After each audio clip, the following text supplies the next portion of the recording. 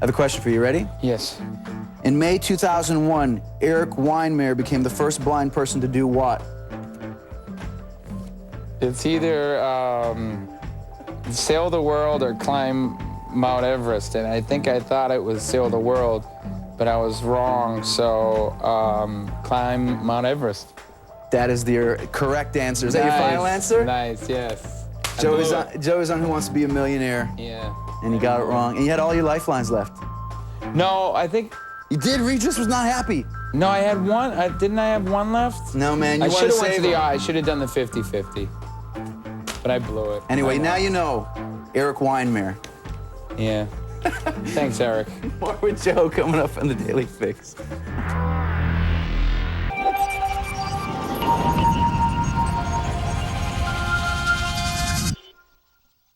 All right, welcome back to the Daily Fix. Now, I made reference to the Who Wants to Be a Millionaire show that you did. And you made a comment. It was funny because Regis, they played, I think they played a step-by-step or something in the audience. Yeah. And Regis said something, and you were like, I would have paid you $1 million not to play that. And I thought it was funny because I think that was 2001, so it was still kind of close to New Kids, but Sort of guy, man. but now, do you think now that you're further from it, can you appreciate it more than you could before, or does it never change for you? No, I mean, you appreciate everything. I mean, normally it's just food, you know, for comedy and, Right. and keep it light. But I mean, you know, definitely. I mean, with time, you know, comes appreciation usually. Yeah. You know, you step back, and I think that's how it was for us and our fans. You know, I think, you know, when you are so taken by something when you're growing up and you're a teenager and these girls and adolescents and that whole thing, you love it and then you kind of throw it away, you know, and you know, kind of grow up and get into different things and go to college. But then as you get out of that, you know, you embrace it as an adult, and that's kind of what happened. I mean, timing is everything, you know?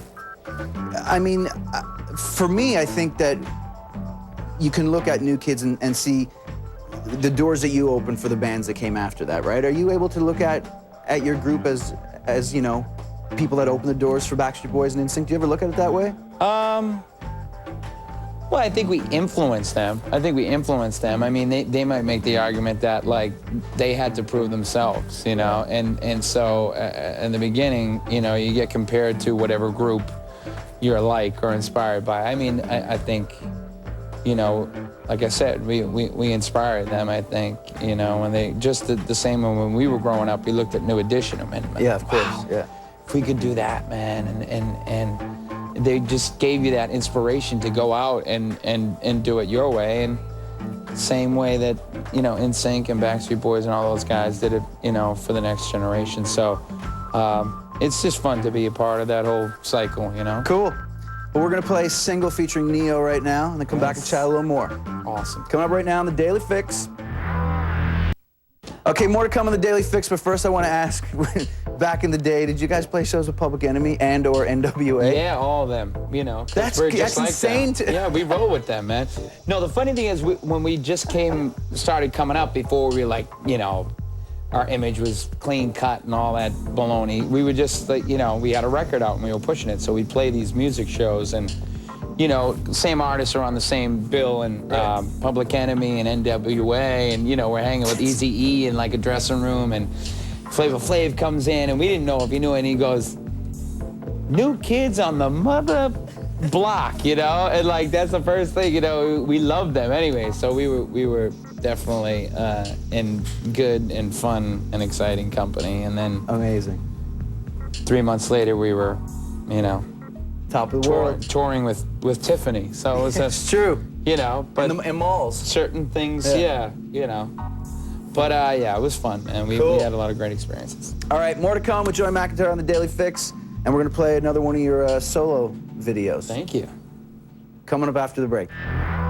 All right, we're almost done. Almost done. Why, man? Why? In 2001, I saw you do an interview, and you said, when asked what your dream was, Wow. to have a family and kids.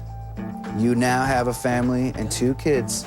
Done. What? So now what? What the hell am I gonna do with myself? I'm serious. What? Like what? I don't know. It's good. It's a good balance. I get to make some music and have a wonderful family, so I'm a lucky man. I offered some kid at McDonald's $50 for the Alvin the Chipmunk doll in the display case the other day for my daughter because I can't get it. Can you please? I got it. Yeah, Can my you get son me Griffin one? Has it. Can you get me one? I'll ask him. I'm sure he'd like to share. I got all of them. I got the Chipettes. I got to Wow. get Alvin for Sophia, man. We got Alvin first. I didn't. Wow. Yeah. Pinkberry and Alvin for this guy right here.